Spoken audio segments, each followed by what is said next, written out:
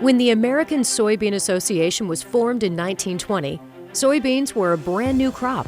So there was a lot of work to do to get farmers to understand how to grow it, how to manage it, how to market it. But there was one more critical role that ASA played, creating a policy environment that fostered the growth of the soybean industry.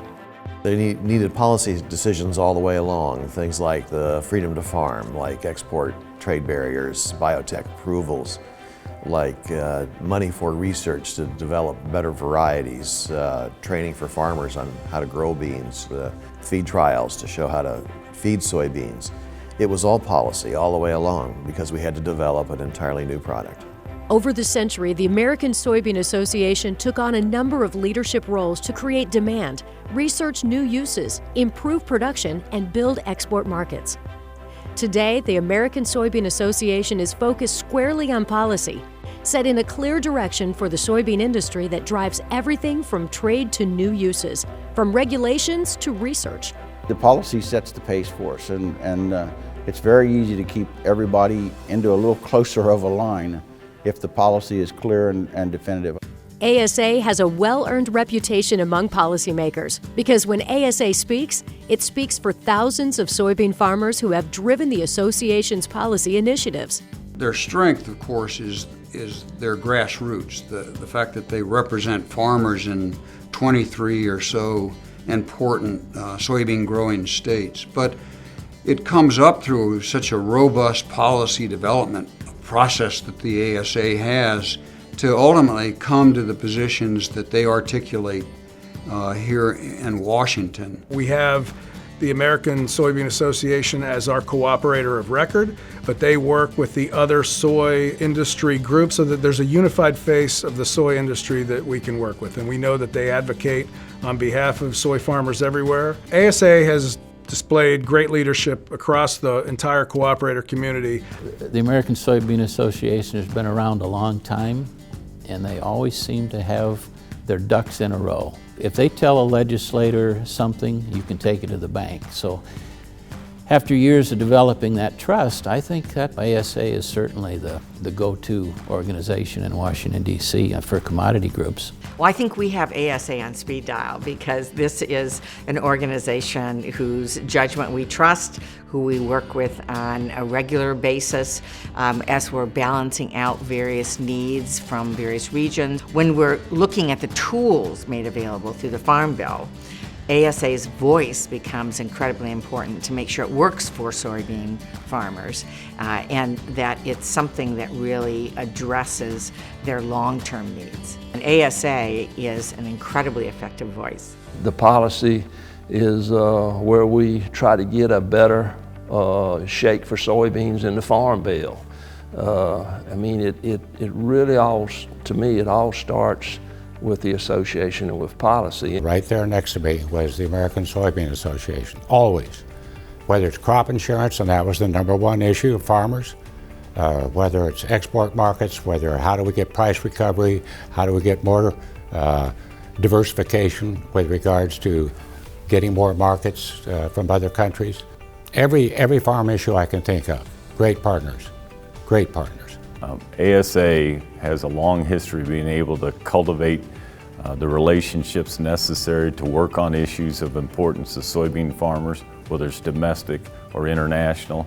And I think that what you get in a commodity-specific organization is the attention to detail that allows for success at a broader level than what we could expect otherwise. I appreciate the American Soybean Association. I think that they have been very beneficial on trade issues, on tax issues that wouldn't affect just soybean people, but it would affect, let's just say, how important the estate tax is, and expanding the estate tax to preserve the family farm. Issues like that they're very much involved in. It is important to have that voice because, you know, if you don't speak out for yourself, who's going to? Someone else is going to try to tell your story, and it's not your story. Your industry has been there in the front line, pushing for things not just with trade, but with biodiesel, which has been another success story. Soybeans have been a big success story. You guys have been a big part of that. Without ASA's leadership at the national level and working to have the biodiesel mandate and the biodiesel tax credit, the industry would not have taken off. And it seemed like a very big, audacious goal at the time. Then working with the industry and bringing that together and getting the policy drivers at the national level were really key for the expansion of the soy industry, of the biodiesel industry. You look at the record of success that ASA has had in the policy arena over the past century now.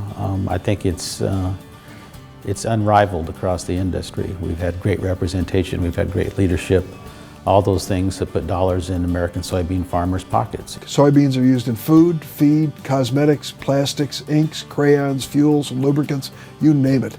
Soybeans underscore the importance of investing in ag research.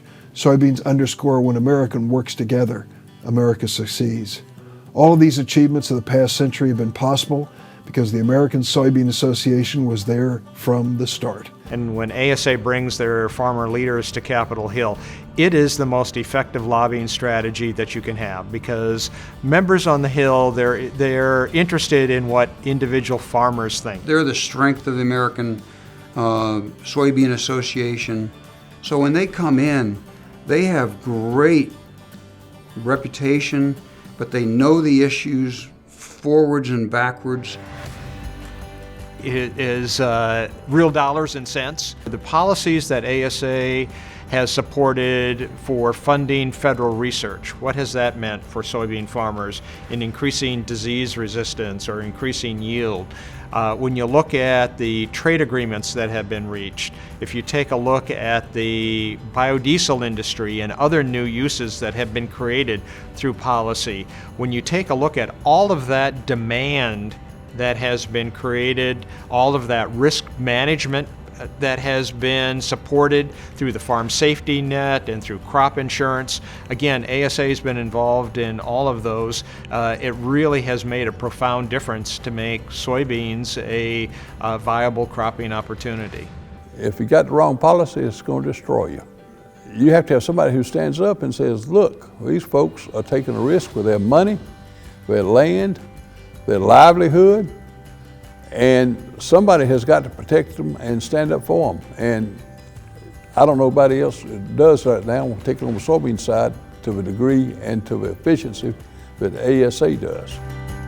Discover more about the current policy initiatives of the American Soybean Association by visiting soygrowers.com.